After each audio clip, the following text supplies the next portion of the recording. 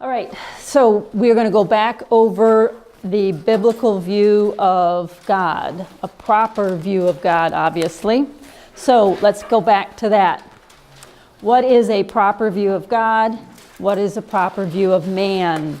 I listed things quickly. Now I want to fill that in with scripture, and then we are going to go to abortion. So, biblical view of God. There's a biblical view of God and then 5 attributes underneath it. So let's go over this again. What is a biblical view of God?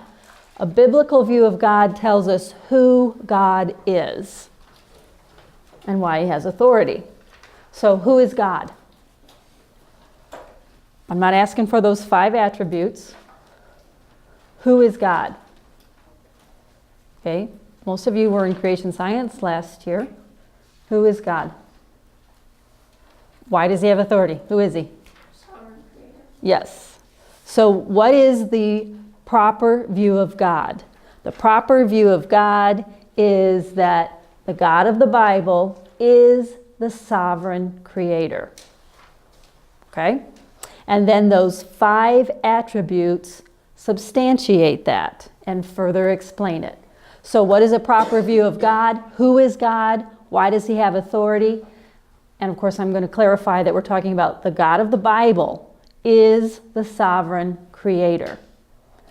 All right, we mentioned the theistic worldview on Monday, and that can be a little bit nebulous who God is. So we are being specific. A biblical and proper view of God is that God, the God of the Bible, is the sovereign creator. Then his attributes. The first thing we said is that God is eternal. What does that mean? What does it mean? Yes? No ending and no beginning. No ending and no beginning. He's outside of space and time. Remember, space and time are part of God's creation. Remember, in the beginning, God created the heavens and the earth. When? In the beginning. He's before the beginning. Remember, we said the universe has 3 parts, right? Space, matter, and time. God is outside of time. He's outside of space, and of course, he's not matter. Okay, so God is eternal. He is before the beginning, and he has no end. Genesis 1:1, you know that verse. John 1:1 through 4. In the beginning was the Word. So now we are also including all 3 persons of the Trinity. A proper view of God does not just include God the Father. When I'm talking about the God of the Bible, we're talking about God the Father, God the Son, and God the Holy Spirit. Make sure that's clear in your mind. So John 1:1 through 4. So Jesus Christ, just as much as God the Father, is before the beginning and has no end. So in the beginning was the Word. The Word was with God, and the Word was God. Verse 4. In him was the life, and the life was the light of men. Okay, so also through verse 4. Jesus said in John 8:58, Verily, verily, I say unto you, before Abraham was, what did he say? Yeah. I am. What were they wanting to do after they heard him say that? What did they want to do? Stone him. Okay, so that's because he was claiming to be the same as God. I am. Hebrews 1:10 through 12. And thou, Lord, in the beginning hast laid the foundation of the earth, and the heavens are the work of thy hands. They shall perish, but thou remainest. They shall all wax old as doth a garment, and as a vesture shalt thou fold them up, and they shall be changed. But thou art the same, thy years shall not fail. Then, of course, there's the verses in Revelation. Both Revelation 1:8 and Revelation 22:13 have a very similar statement. That's where Jesus says, I am the Alpha and the Omega, the beginning and the end, saith the Lord, which is and which was and which is to come, the Almighty. Okay, and also that statement similarly repeated in 22:13. All right, the second attribute of God is that God is our creator, and we're making it personal. God is our creator, and as such, he has authority over us. Okay? We're not just saying, yes, God's the creator. Remember, we're not deists like Thomas Jefferson. God created and then he just left everything alone and he's impersonal. That is not the case. He is our creator. A lot of the same verses apply. Genesis 1:1, John 1:1 through 4 applies again. Hebrews 1:10 through 12 applies again. But then also we have Exodus 20:11. For in 6 days the Lord made heaven and earth, the sea, and all that in them is. Then we also have Psalms 136, 5 through 9. To him that by wisdom made the heavens.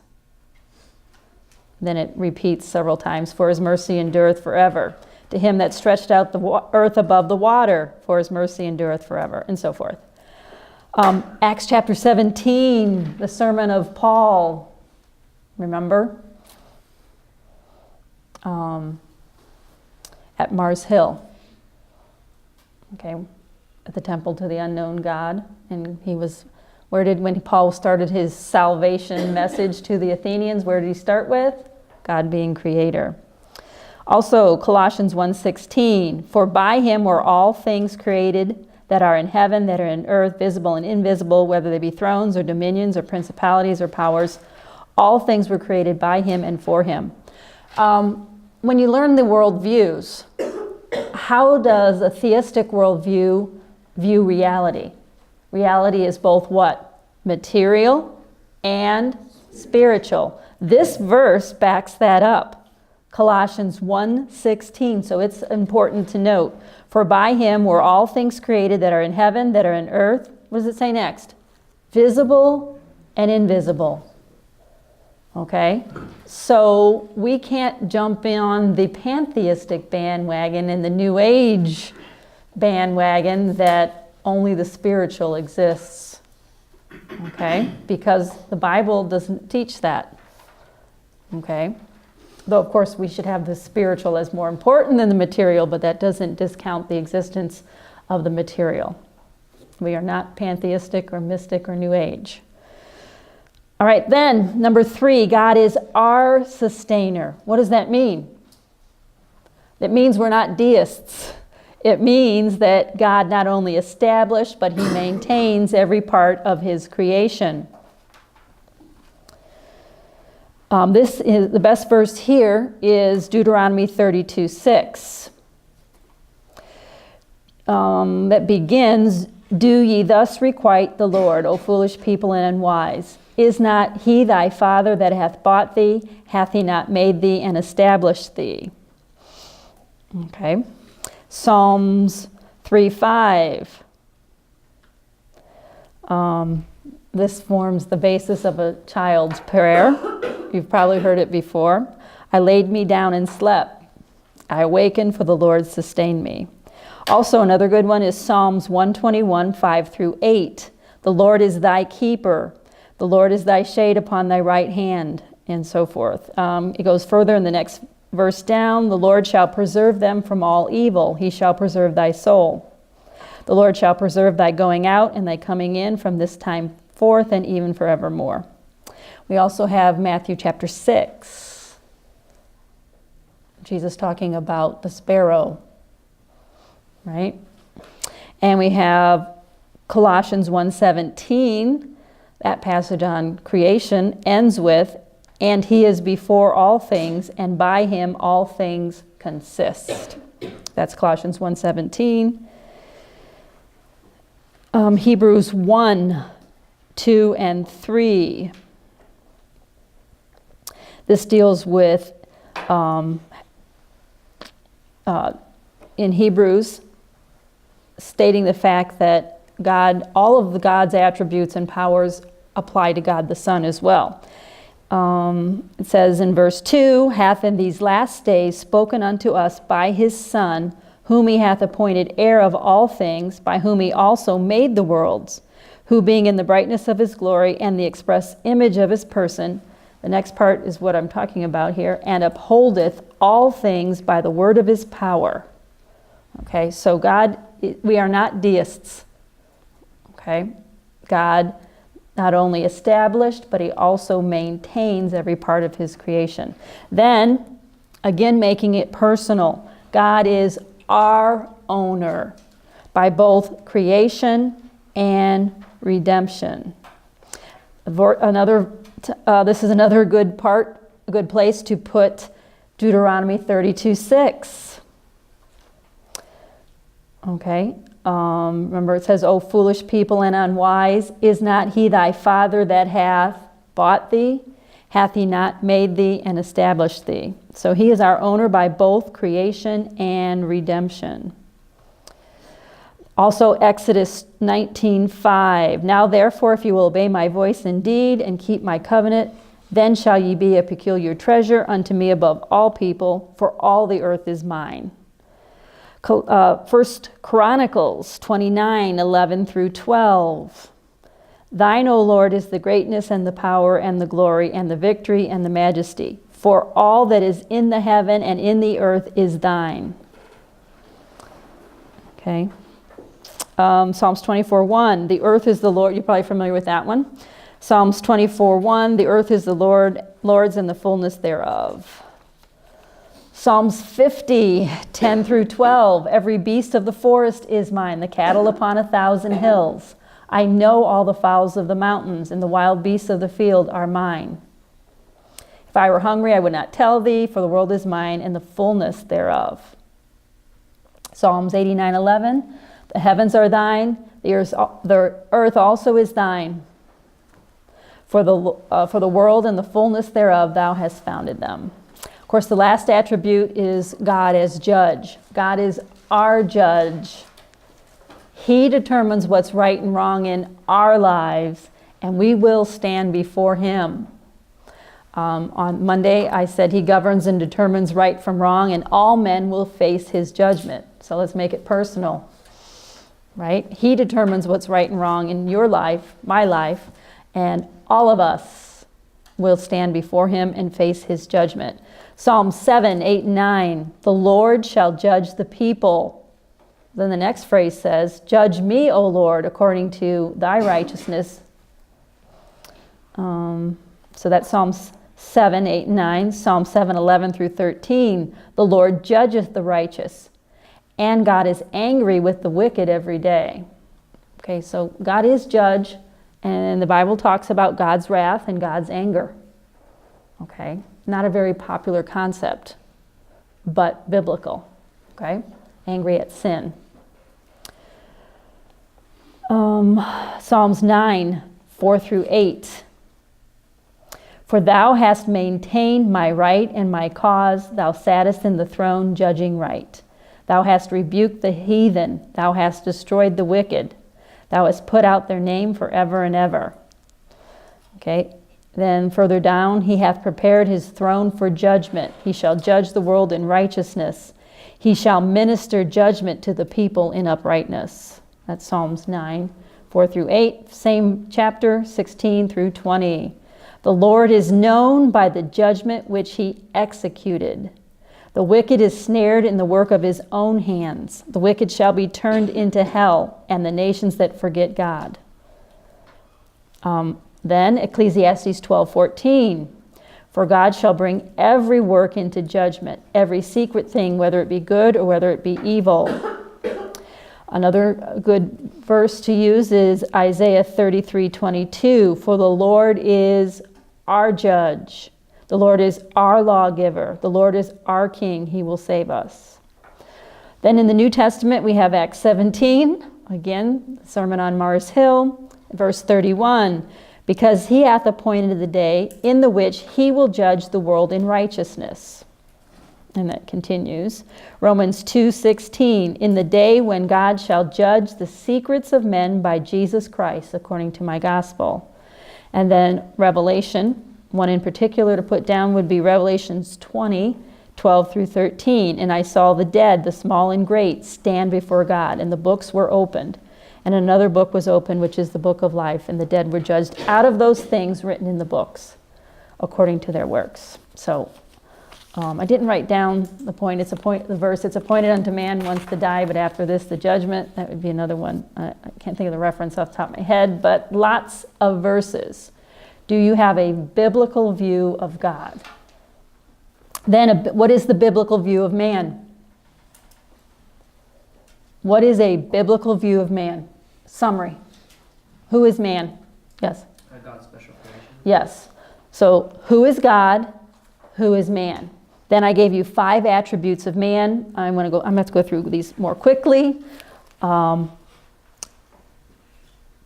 if we have a proper view of God, it's going to follow that we have a proper view of man. So a biblical or proper view of man is that man is God's special creation. And of course, this hinges on, and what is the basis of human dignity? That man was what? Created in the image of God. God created everything. What makes man special and different is that he was given God's image, right? So that's the key to the biblical basis of the human dignity that we talked about as the first thing on Monday. And it's not your opinion, because where is it found? In the Bible. And the whole crux of human dignity is based in the fact that we're created in God's image. So man was created in God's image.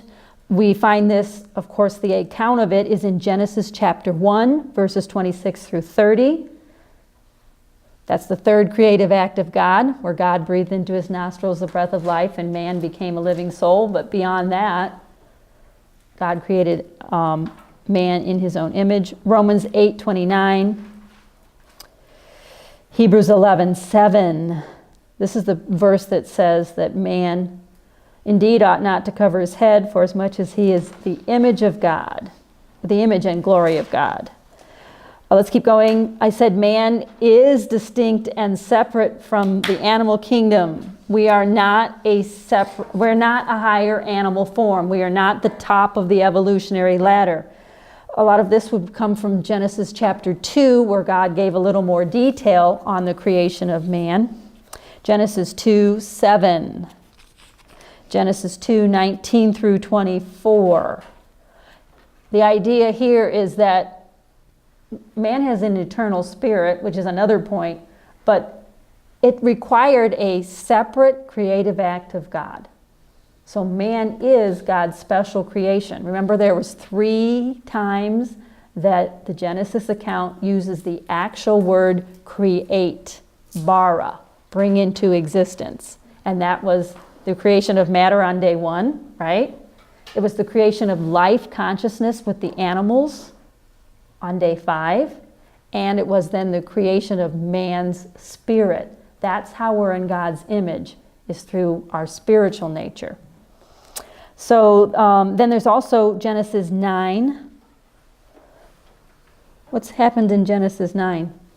What are we getting into in Genesis 9? The flood and the story of Noah. Genesis 9, 2 through 7. Psalms 8 is another place, 4 through 8.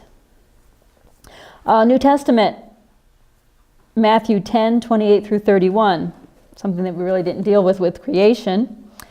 But Matthew 10, 28 through 31 reads, "And fear not them which kill the body, but are not able to kill the soul, but rather fear him which is able to destroy both body and soul in hell." And then it talks about, "Are not 2 sparrows sold for a farthing, and one of them shall not fall from the ground without your Father?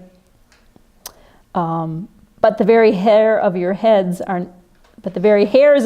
are numbered. Fear ye not therefore, for ye are more value than many sparrows." And that's similar passage is in Luke 12, 6 and 7. Then man was given an eternal spirit. This is based in the creation count that I mentioned, Genesis 1, 26 through 30, and Genesis chapter 7. Okay, and the important part here, why it's a separate point, not just distinct from the animal kingdom, is because, remember, if we're a naturalist or a materialist, we're going to say that when you die, you cease to exist, that's it. This material world is all there is. That's not true. You have an eternal spirit. Job 32:8. Ecclesiastes 12:7. Okay? Then number 4, man's life has purpose. Detailed again in Genesis chapter 2. Of course, the first chapter of Genesis is the overview of all of creation, and then Genesis chapter 2 gives the details of man's creation. So Genesis 2:8, Genesis 2:15 through 25, repeated again in Genesis chapter 9. What else did God establish in Genesis chapter 9? That's not popular today. Capital punishment, right? Oh, but you're a Christian. You can't believe in capital punishment. You do if you have a biblical worldview. Then Psalms chapter 8. And then as Christians we have Romans 8:28, you know that verse. And you also know Philippians 1:6. So as Christians we have even more purpose. Then the last one, this one you should know these verses, right? Because if you, when you're trying to lead someone to Christ, you have to first make them realize their predicament. And what is their predicament? They have a sin nature. The sin nature, of course, is obvious in Genesis chapter 6, 5 through 7, 12 through 13. But even more so, you know Romans 3:10. You know Romans 3:23. You also know, I hope, Romans 5:8. And of course, Romans 5:12. Wherefore, as by one man, what? Sin entered into the world, and death by sin. And so death passed upon all men, for all have sinned. So man has a sin nature. All right, so on the quiz today, I asked you about a biblical worldview. What is a biblical worldview? What are the two main points? Think of it as this. We say we're talking about a biblical worldview. So a biblical worldview has two ideas. The idea that God exists, but also the biblical worldview is that the God of the Bible is the only true God, and also key to a biblical worldview is that God's revealed himself through the Bible, and the Bible is key to understanding the world around us. So the biblical worldview kind of becomes more specific and even a little separate from a general theistic worldview because it's the Bible that is the key to understanding the world around us. So if you have a biblical worldview, what are you basing your ethics and your morals on? What are you basing it on? The Bible. So the most important part about a biblical worldview, yes, it is theistic, okay, but specifically it's based on the Bible. That's why it's called a biblical worldview.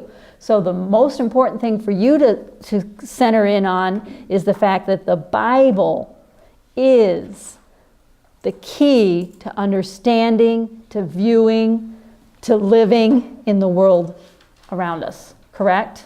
So we're going to start abortion today, and we're going to explain from the Bible why it's wrong. I'm also going to tell you some things scientifically or medically or whatever, but those are actually unnecessary if you have a biblical worldview.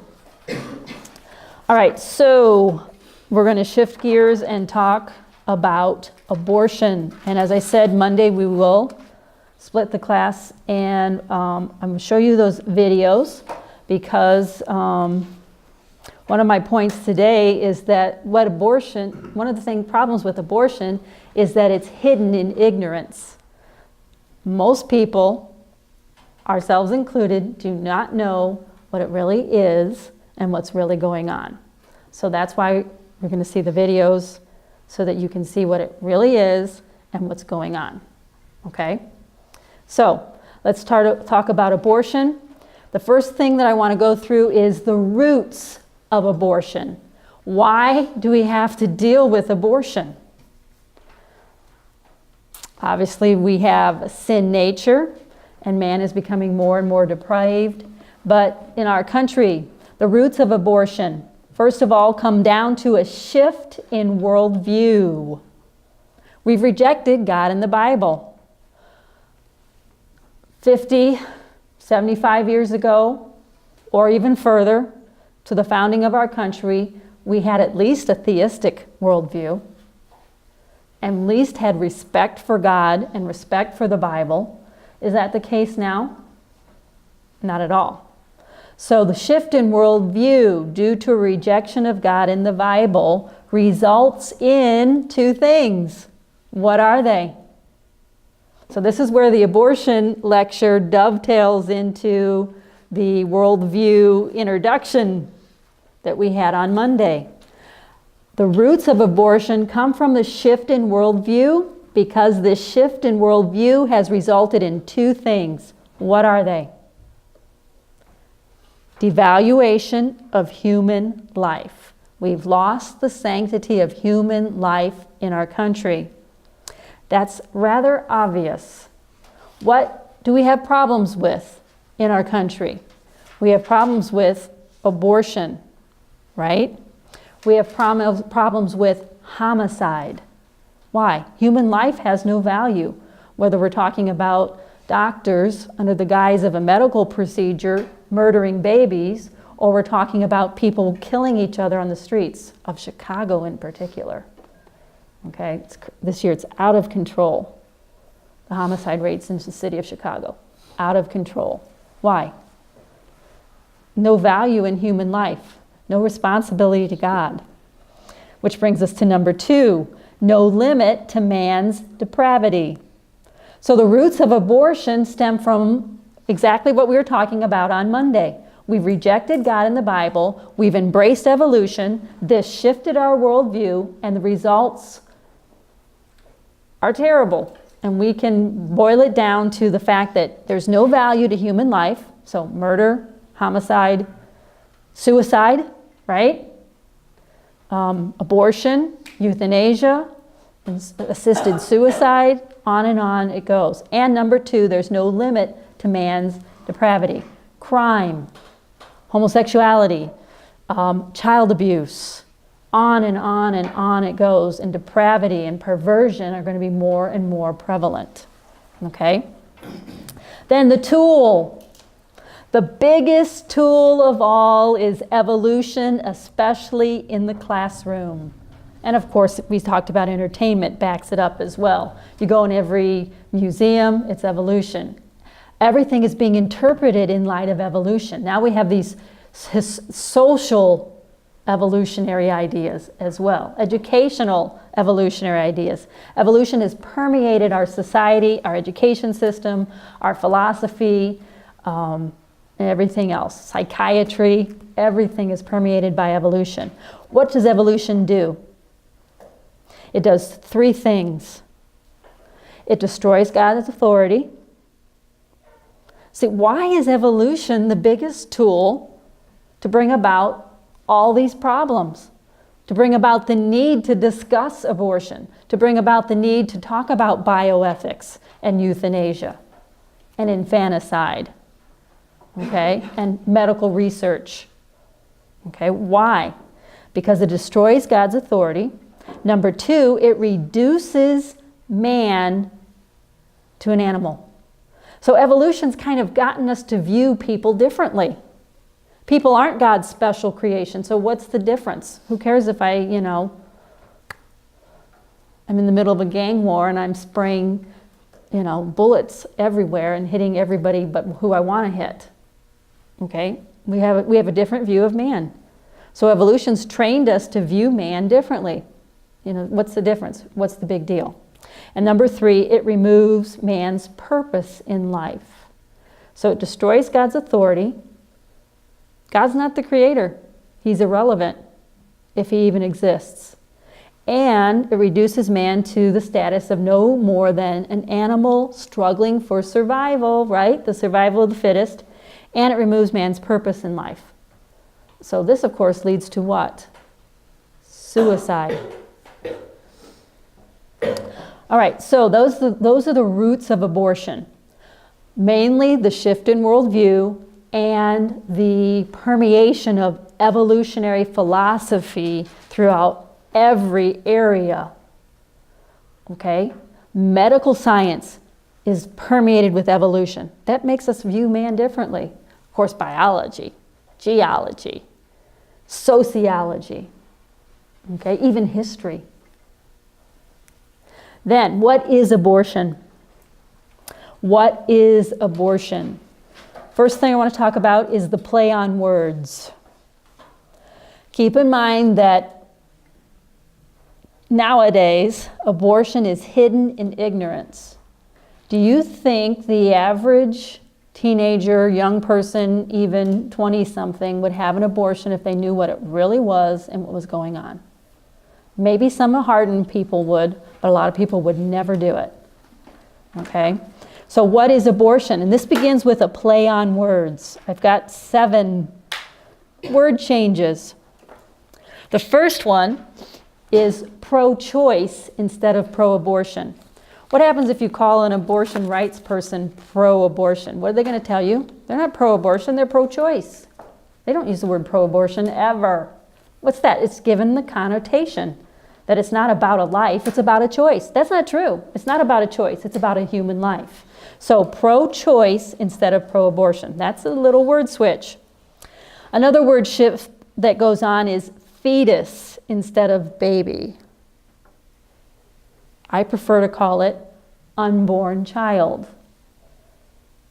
Okay? Baby refers to infants, and then we have infanticide, which is a whole another issue, but it's also no different than abortion. Whether the child is born, or was just born, or whether the child's not born yet, there is no difference. Human life is human life. So fetus instead of baby is another way. Fetus sounds like some type of tissue or medical terminology, right? So what is it doing? It's hiding what's really going on. It's cloaking what abortion really is. Then many times, medically speaking, after an abortion occurs, this is the third one, the actual body of the baby is referred to as the product of abortion. It's completely impersonalized. So instead of saying, okay, there's the bodies from the babies, there's the bodies of the babies that are left from abortion, they call it the product of abortion. And when you see the videos, the DVDs, on Monday, you're going to see that it's not just tissue. It is a human body. So instead of, it's going to be a product of abortion instead of the body of a baby. Then number 4, privacy. That's another word that's thrown about and emphasized. Privacy, it's privacy. Privacy instead of morality. Okay, we're worried about women's privacy instead of morality. Number 5, here's another one. Reproductive rights. We're not going to call it abortion rights. We're not even going to call it women's rights anymore. We're going to call it reproductive rights instead of human rights. Oh, it's my reproductive right. Well, what about the human rights of the baby? The life that you just ended and murdered. So reproductive rights instead of human rights. Then another phrase that is thrown around is termination of the pregnancy. They're not going to kill the baby. They're going to terminate the pregnancy. So termination of pregnancy instead of killing the baby. What is it really? It's killing a baby. So termination of a pregnancy instead of killing of a baby. Then number 7, spontaneous abortion instead of miscarriage. Spontaneous abortion instead of miscarriage. And what this does is it puts the unfortunate circumstance of a woman who loses the baby through a miscarriage, puts her in the same boat as someone who had an abortion. Do you understand that play on words? So instead of calling a miscarriage when a woman loses her baby due to medical issues or something innocent, we call a miscarriage a spontaneous abortion. It gives the implication that it's the same thing. Whether you have a miscarriage or you have an abortion, what's the difference? Do you see the play on words and the just masking what's really going on just by changing what we call things? So we have pro-choice instead of pro-abortion. We have fetus instead of baby. We have product of abortion instead of the body of a baby. We have privacy instead of morality. Reproductive rights instead of human rights. The termination of a pregnancy instead of the killing of a baby. We have spontaneous abortion instead of miscarriage when we have an unfortunate loss of a child before they're born. Next. So first thing what we're going to do, what is abortion? How did it come about? We have a play on words. It masks what abortion really is. Then capital letter B, if you want like my outline, it's promoted. So first we have a play on words, then we're going to promote it under the guise of women's rights and reproductive rights. So it's promoted as a woman's rights. One of their things they're going to say over and over and over again, one of their mantras is, it's my body. No, it's not. It's a separate human life. It's not my body. So it's promoted under the guise of women's rights and now reproductive rights. Then, next, it was legalized and expanded under the technicality of privacy. Okay. The Supreme Court, who probably is going to get worse and worse and worse, interprets the Constitution in unbelievable ways. So how did we legalize abortion? Ultimately, the Supreme Court, right? The Supreme Court made a decision. We didn't pass a law, we didn't make an amendment, we didn't go through normal judicial procedure, we circumvented that.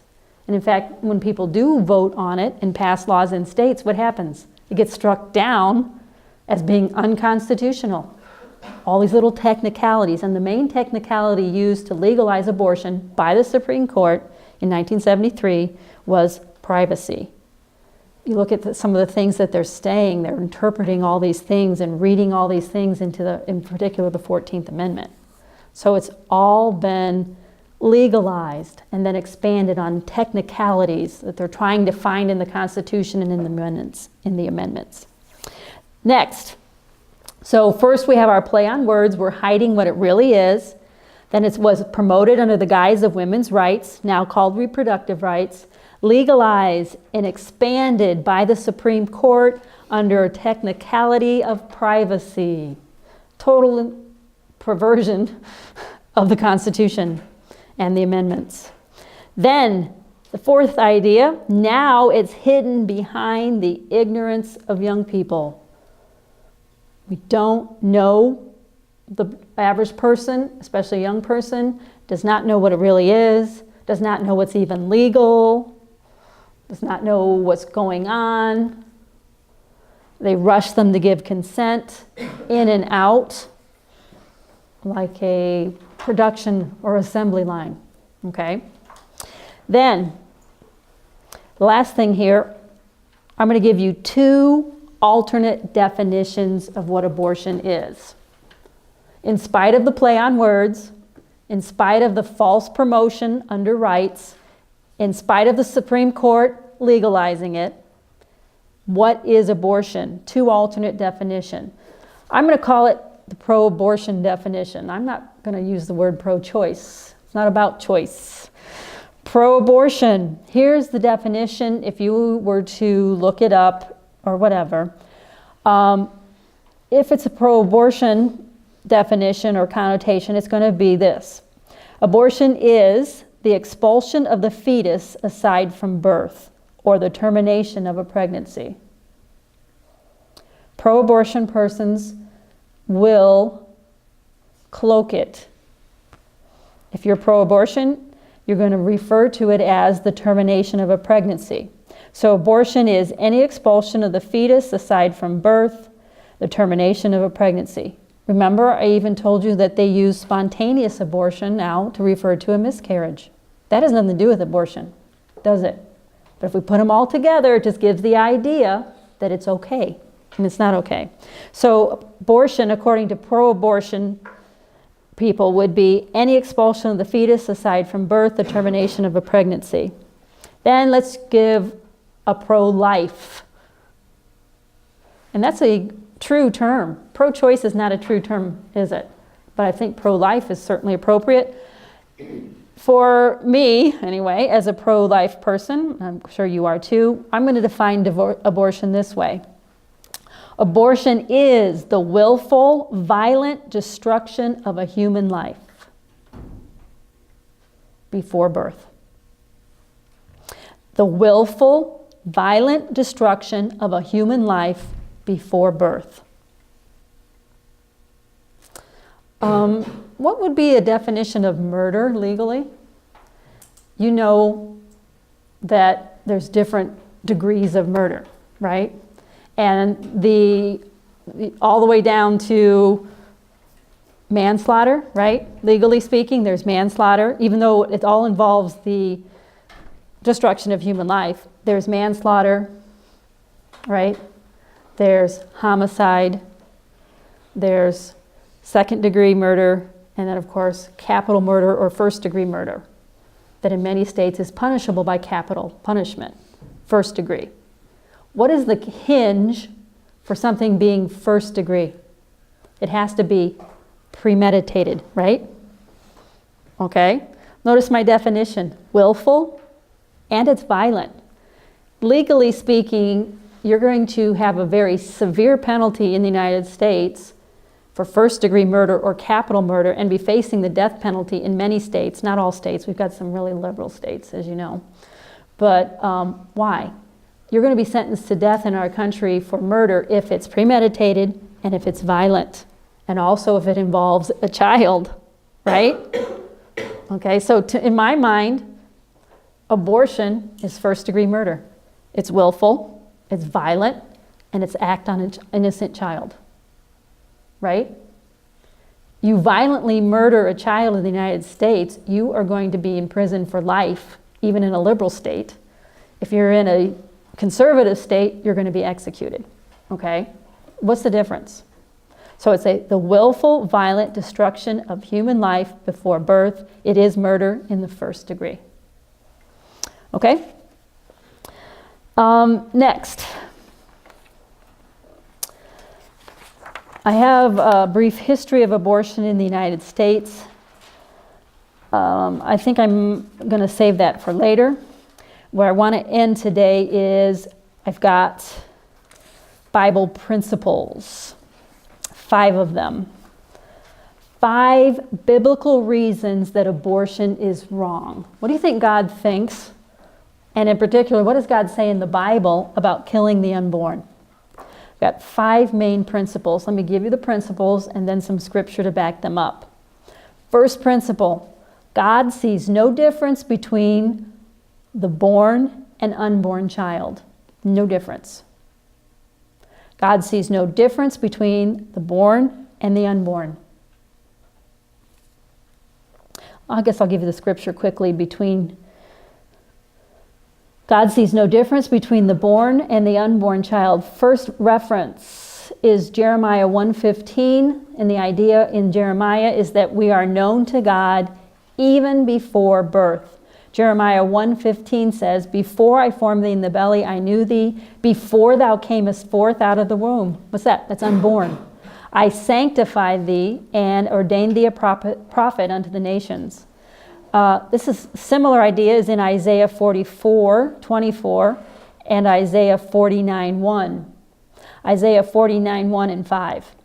Isaiah 49:1 says, "The Lord hath called me from the womb, from the bowels of my mother hath he made mention of my name."